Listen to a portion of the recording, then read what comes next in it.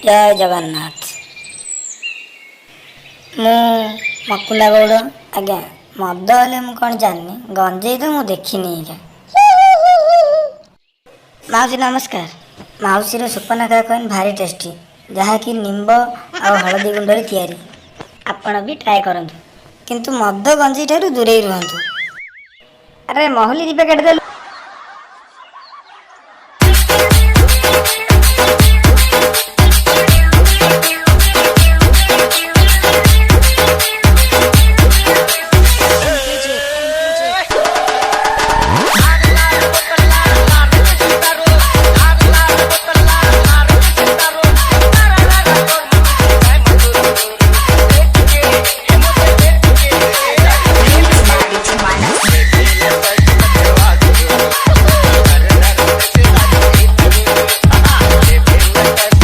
ଆଜ୍ଞା କାଲି ଟିକେ ମାଗଣା ମିଳିଲା ହେଲେ ଟାଙ୍କି ଫୁଲ୍ କରିଦେଲି, ସେଥିପାଇଁ କ୍ଷମା ମାଗିବାକୁ ଆସିଛି।